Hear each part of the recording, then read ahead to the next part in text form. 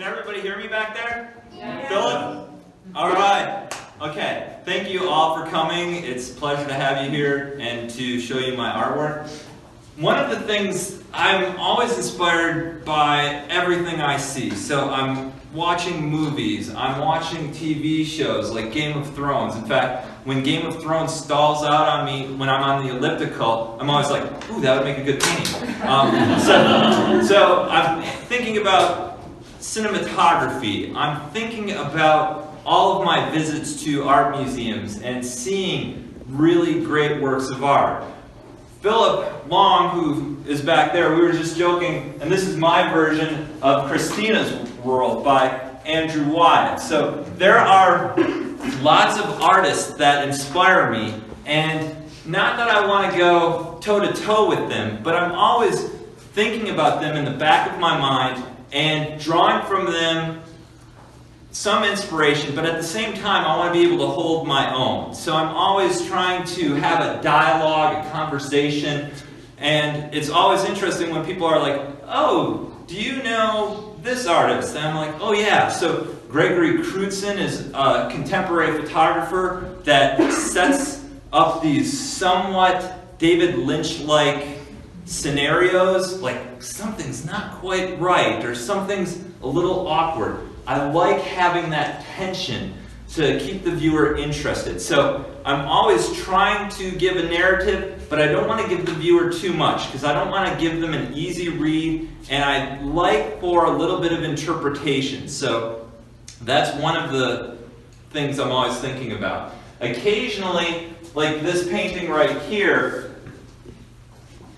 really kind of pays homage to Caravaggio or Rembrandt with that golden light. And originally, this photo shoot was going to be, my mother had some friends that had this whole insect collection, and I went over there, we had butterflies, all of them are dead, and so I have Tammy laying on the ground, and I'm like, oh, I can just make this carpet into a sky. That'll be easy. And so I'm putting all these butterflies all over her, like she's being swarmed by them, and that photo shoot's going really well. I'm like, all right, I have what I'm going to do my next painting. We walk into the next room, and there's a bear skull. I'm just like, forget the butterflies. I'm going bear skull all the way.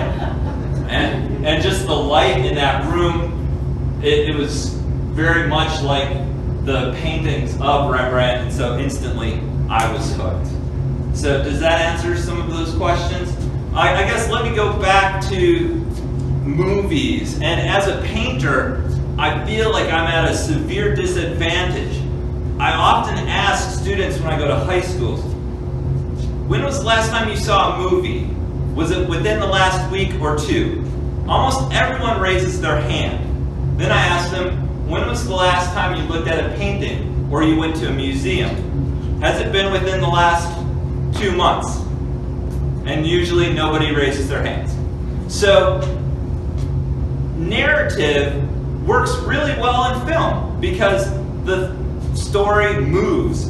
When you paint a picture, it is frozen on the canvas. So often I'm trying to figure out, well, how can I keep a viewer interested? There's two paintings right here. There's one that's called When We Close Our Eyes and When We Open Our Eyes. And I like having them next to each other, and this is probably about as good as I can get in terms of creating motion. So if you haven't looked at them yet, you probably looked at one, then you looked at the other, you went back and looked at the other one. And in that process, your eyes are trying to see, is the coyote moving? Is she moving? Oh, her eyes are open in this instance, or in this case. And so, in a sense, I've done like the first steps of animation in painting. So, other questions? Are there any influences, or are you influenced at all by things that are happening currently around us, you know, current events Yeah. going on? Does that have an impact on your work? At times it does. I can tell you, Forgotten Land, that's the title of this exhibition. In some ways, I feel that there's multiple implications of that. In a political sense, sometimes we are now losing valuable land that's been thought of as national monuments and so forth like that, and in those cases, that land is important. I'm also thinking about things like growing up, when we would play soldiers, we would fight stormtroopers, or we would fight the Japanese or the Vietnamese. And when he was posing out in Joshua Tree, I was wondering, is he thinking about fighting in Iraq or Syria, or Afghanistan? And so those are some interesting things in terms of how we view the land or how we view the space in the land. I don't know if that helps. I don't know. Yeah. Do you pick out the landscapes and have an idea for how the photo shoot's gonna go, or is it kind of one of those you figure it out as you're doing it? So the question was, do I pick out the landscapes? Sometimes I do, sometimes I don't. In the case of abandon, if you're driving to the airport and you decide to get off on Commonwealth Road as opposed to taking 275 to the airport, there's that house and it's next to a gas or a liquor store. And that house has been abandoned. It looks even more run down and dilapidated now, but it was I want to go here, I want to do a photo shoot here. Sometimes it just happens. We were out in Joshua Tree, climbing on rocks, going in the desert, and I was like, okay, let's do a photo shoot here. There's a place called Marydale, which is now off limits to go to, but that's usually one of the places I take people to do photo shoots, because I like how the grass is growing up, and the Catholic Church used to own it, then they've sold it, and it will be developed, but right now it is in a state of abandoned. It's forgotten land. And so there's this interesting thing that happens with that landscape without human intervention, or there's a little human intervention, but so that's important to me. My process, you guys wanted to hear about the process. Often I will show my models several images of how I want them to pose. And Pascal is right here. I'm pointing her out. She's right here in this painting, and she's holding the teddy bear. And so she's been a model for several of my paintings, and Elena's another model. And so when I have a modeling session, I usually have a whole storyboard of paintings that inspire me, of film stills, and I'm like, we're going to do something like this. We're going to do something like this. I want you to be moody in this one. I want you to look heroic in this one. And so I show them all of these possible poses, and then from there we do the photo shoot. And sometimes the models do something, I'm like, ooh, that's great. And I take usually about 300 to 400 photos. Almost all of them, if you've noticed, except for this one, I usually want to cast my figures as heroic beings, and so I'm usually on my knees or on my belly when I'm taking pictures. So there's no way that I could necessarily do these in a studio. I couldn't paint on my belly on a canvas. It's just not going to happen. And by being on the ground looking up, it makes my figures heroic.